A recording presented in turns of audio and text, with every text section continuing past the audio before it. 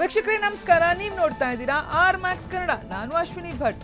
ರಾಜ್ಯವೇ ಮಳೆ ಇಲ್ಲದೆ ಕಂಗಾಲಾಗಿರುವ ಕಾರಣ ಗದಗ ಜಿಲ್ಲೆಯಲ್ಲಿ ರೈತರ ಆಕ್ರೋಶ ಭುಗಿಲೆದ್ದಿದೆ.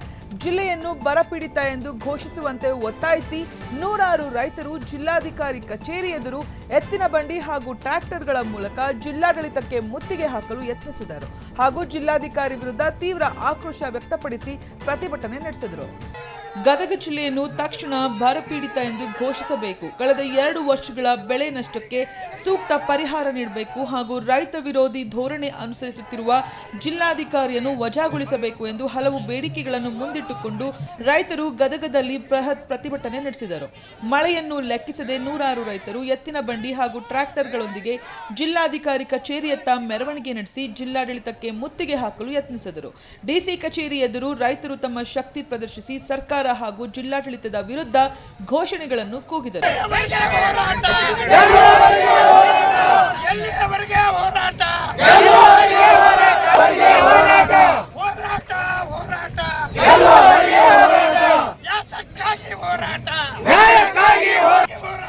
ಪ್ರತಿಭಟನೆ ತೀವ್ರ ಸ್ವರೂಪ ಪಡೆಯುವ ಸಾಧ್ಯತೆಯನ್ನು ಗಮನಿಸಿದ ಜಿಲ್ಲಾಡಳಿತ ಡಿಸಿ ಕಚೇರಿ ಸುತ್ತ ಬಿಗಿ ಪೊಲೀಸ್ ಭದ್ರತೆ ಕಲ್ಪಿಸಿತು. ಯಾವುದೇ ಅಹಿತಕರ ಘಟನೆ ನಡೆಯದಂತೆ ಪೊಲೀಸ್ ಸಿಬ್ಬಂದಿಯನ್ನು ನಿಯೋಜಿಸಲಾಗಿತ್ತು. ಇದೇ ವೇಳೆ ಪ್ರತಿಭಟನಾ ಸ್ಥಳಕ್ಕೆ ಜಿಲ್ಲಾಧಿಕಾರಿ ಸಿಎನ್ ಶ್ರೀಧರ ಭೇಟಿ ನೀಡಿ ರೈತರೊಂದಿಗೆ ಮಾತುಕತೆ ನಡೆಸಿದರು. ಈ ವೇಳೆ ರೈತರ ಆಕ್ರೋಶವನ್ನು ಆಲಿಸಿದ ಜಿಲ್ಲಾಧಿಕಾರಿ ತಮ್ಮಿಂದಾದ ಅಸಮಾಧಾನಕ್ಕೆ ಕ್ಷಮೆ ಯಾಚಿಸಿದರು. ಬಳಿಕ ರೈತರ ಬೇಡಿಕೆಗಳನ್ನು ಸರ್ಕಾರದ ಗಮನಕ್ಕೆ ತಂದು ಕಾನೂನುಬದ್ಧವಾಗಿ ಅಗತ್ಯ ಕ್ರಮ ಕೈಗೊಳ್ಳುವ ಭರವಸೆ ನೀಡಿದರು. ಆದರೆ ಕೇವಲ ಭರವಸೆಯಿಂದ ತೃಪ್ತರಾಗದ ರೈತರು ತಮ್ಮ ಬೇಡಿಕೆಗಳು ಈಡೇರುವವರೆಗೆ ಹೋರಾಟವನ್ನು ಮುಂದುವರಿಸುವುದಾಗಿ ಸರ್ಕಾರಕ್ಕೆ ಎಚ್ಚರಿಕೆ ನೀಡಿದ್ದಾರೆ. ಎಲ್ಲ ನಮ್ಮ ಗದಗ ಜಿಲ್ಲಾ ರೈತ ಸಂಘದ ಸಂಘಟನೆಗಳು ಏನು ಇವತ್ತು ಸೇರಿವಿ, ಇವತ್ತು ಪ್ರಮುಖವಾದಂಥ ನಮ್ಮ ಬೇಡಿಕೆಗಳನ್ನು ಈಡೇರಿಸೋಗೋಸ್ಕರ ನಾವು ಜಿಲ್ಲಾಧಿಕಾರಿಗಳಿಗೆ ಒಂದು ಎಚ್ಚರಿಕೆ ಸಂದೇಶವನ್ನು ನಾವು ಕೊಡ್ತಾ ಇದ್ದೀವಿ. ಈಗ 2025-26ನೇ ಸಾಲಿನೊಳಗೆ ಆದಂಥ ಬರ ಪರಿಹಾರವನ್ನು ಇಲ್ಲಿ ತನಕನೂ ಕೊಟ್ಟಿಲ್ಲ ಅವರು. ಆವಾಗ ಬರಗಾಲ ಬಿದ್ದಿಲ್ಲ, ಹಸಿರು ಬರ ಬಿದ್ದಿದ್ದು ಅಂತಂದ್ರೆ ಮಳೆ ಜಾಸ್ತಿ ಆಗಿ ಪೀಕ್ ಎಲ್ಲ ಹಾಳಾಗಿದ್ದರಿಂದ ಅದನ್ನು 2025-26ನೇ ಸಾಲಿನೊಳಗೆ ನಾವು ಎಲ್ಲ ವಿಮಾ ಕಂತುಗಳನ್ನು ತುಂಬಿದರೂ ಸಹಿತ ಅದನ್ನು ಬೇರೆ ಜಿಲ್ಲೆಯವ್ರಿಗೂ ಕೊಟ್ಟಾರ. ಆದ್ರೆ ನಮ್ಮ ಜಿಲ್ಲೆಯೊಳಗೆ ನಾವು ಯಾಕೆ ಕೊಟ್ಟಿಲ್ಲ, ನಮಗೆ ಪರಿಹಾರ ಬಂದಿಲ್ಲ ಅಂತ ಕೇಳಕ್ಕೆ ಹೋದ್ರೆ ಅವರು DC ಅವರು ಯದ್ವಾ ಮಾತಾಡಿ ರೈತರ ಮೇಲೆ ದಬ್ಬಾಳಿಕೆ ಮಾತುಗಳನ್ನು ಆಡ್ಯಾರ. ಆಮೇಲೆ ಈ ದೇಶದ ಆಹಾರ ಭದ್ರತೆಗೋಸ್ಕರ ರೈತ ಹಗಲು ರಾತ್ರಿ ಹೆಂಡ್ರು ಮಕ್ಕಳನ್ನ ಕಟ್ಕೊಂಡು ಹಗಲಿರುಳು ದುಡಿದು ಇಂಥವ್ರು ಏನು ಪಟ್ಟ ಕಟ್ಟ್ಯಾರ ಅಂದ್ರೆ ರೌಡಿಜಮ್ ಅಂತ ಹೇಳ್ತಾ ಇದ್ದಾರೆ. ಮನವಿ ಕೊಡಕ್ಕೆ ಹೋದ್ರೆ ರೌಡಿಜಮ್ ಮಾಡ್ತಾರ ಯಾರು DCಗಳು ಅಲ್ರಿ. ಒಬ್ಬ ಹಕ್ಕು ಮತ್ತು ಕರ್ತವ್ಯಗಳು ಒಂದು ನಾಣ್ಯದ 2 ಮುಖ ಇದ್ದಂಗೆ. ನಾವು ಕೇಳೋ ಹಕ್ಕೈತಿ, ಅವ್ನಿಗೆ ಹೇಳೋ ಕರ್ತವ್ಯ ಐತಿ. ಆದ್ದರಿಂದ ಈ ಒಂದು ಸರ್ಕಾರ ಏನೈತಲ್ಲ ಅವನ್ನ ಎಲ್ಲಿ ಟ್ರಾನ್ಸ್ಫರ್ ಮಾಡದೆ ವಜಾ ಮಾಡಬೇಕು. ಮಾನ್ಯ ಜಿಲ್ಲಾಧಿಕಾರಿಗಳಿಗೆ ನಾವು ಎಲ್ಲ ರೈತರು ಸೇರಿ ಇವತ್ತಿನ ಒಂದು ಪರಿಸ್ಥಿತಿಯನ್ನು ಅವರ ಗಮನಕ್ಕೆ ತೊಗೊಂಡು ಬರ್ಲಿಕ್ಕೆ ಹೋದರೆ ರೈತರಿಗೆ ಗುಂಡಾವರ್ತನೆ ಮಾಡ್ಲಿಕ್ಕೆ ಬಂದಿದ್ದೀರಾ ನೀವು ಅನ್ನುವಂಥ ಒಂದು ದೌರ್ಜನ್ಯದ ಮಾತುಗಳನ್ನು ಇವತ್ತು ಜಿಲ್ಲಾಧಿಕಾರಿಗಳಾಡಿದ್ದಾರೆ. ಹಾಗಾಗಿ ಇವತ್ತು ಗದಗ ಜಿಲ್ಲೆಯ ರೈತರು ಸಾಕಷ್ಟು ಸಂಕಷ್ಟದಲ್ಲಿ ಬಳಲ್ತಾ ಇದ್ದಾರೆ.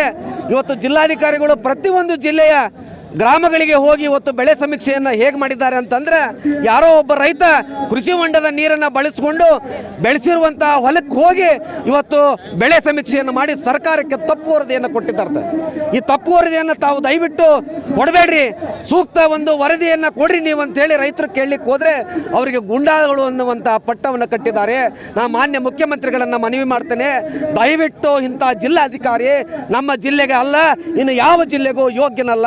ಯಾಕಂತಂದ್ರೆ ರೈತರ ಕಷ್ಟಗಳಿಗೆ ಸ್ಪಂದಿಸದಂತಹ ಜಿಲ್ಲಾಧಿಕಾರಿ ಬೇಡವೇ ಬೇಡ. ಈ ಜಿಲ್ಲಾಧಿಕಾರಿಗಳ ಬಂದ ಮೇಲೆ ನಮ್ಮ ಗದಗ ಜಿಲ್ಲೆಯಲ್ಲಿ ಯಾವುದೇ ರೈತರಿಗೆ ಯಾವುದೇ ಅನುಕೂಲಗಳು ಆಗಿಲ್ಲ, ಯಾವುದೇ ಕೂಲಿ ಕಾರ್ಮಿಕರಿಗೆ ಸರ್ಕಾರದ ಉದ್ಯೋಗಗಳಿಲ್ಲ. ಹಾಗಾಗಿ ನಾನು ಮನವಿ ಆಗ್ರಹಪೂರ್ವಕವಾಗಿ ಮಾಡ್ಕೊಳ್ಳೋದೇನೆಂದ್ರೆ ಈ ಜಿಲ್ಲಾಧಿಕಾರಿಯನ್ನ ಇವತ್ತೇ ಈಗಲೇ ಮಾನ್ಯ ಮುಖ್ಯಮಂತ್ರಿಗಳು ವಜಾ ಮಾಡ್ಬೇಕಂತ ಕೇಳ್ಕೊತಾ ಇದ್ದಾರೆ. ನಮ್ಮ ಹೆಸರು ಮಹಾದೇಗೌಡ ಸಂಕನಗೌಡರು, ಕೋಟುಮುಚ್ಚಿಗೆ ಯುವ ರೈತರು. DC ಅವರು ಕ್ಷಮೆ ಯಾಚಿಸಿ ನಮಗೆ ಒಂದು ಏನು ನ್ಯಾಯಯುತವಾದ ನಮ್ಮ ರೈತರಿಗೆ ಏನು ಒಂದು ಅವಹೇಳನಕಾರಿ ಶಬ್ದವನ್ನು ಮಾತಾಡಿದ್ರು. ಇಂದಿನ ದಿವಸ ಅವರು ಕ್ಷಮೆ ಯಾಚಿಸುವವರೆಗೆ ನಾವು ಯಾವತ್ತೂ ಈ ಸ್ಟ್ರೈಕ್ ಅನ್ನು ಬಿಡೋದಿಲ್ಲ ಅಂತಂದು ನಾವು ಮಾಧ್ಯಮದ ಮತ್ತು ಪೊಲೀಸ್ ಇಲಾಖೆಯಿಂದ ಹೇಳಿದಾಗ DC ಅವರು ನಾನು ಮಾತಾಡಿದ್ದು ತಪ್ಪಾಗಿರಬಹುದು, ಅದನ್ನು ಕ್ಷಮಿಸಿ ಅಂತಂದು ಎಲ್ಲಾ ರೈತರ ಮುಖಂಡರ ಮೂಲಕ ಕೇಳಿದ್ದಾರೆ. ಇದು ಕೇವಲ ಹೇಳಿಕೆ ಮಾತ್ರ ಆಗಬಾರ್ದು, ಪತ್ರಿಕಾ ಹೇಳಿಕೆಯಲ್ಲಿ ನೀಡಬೇಕು.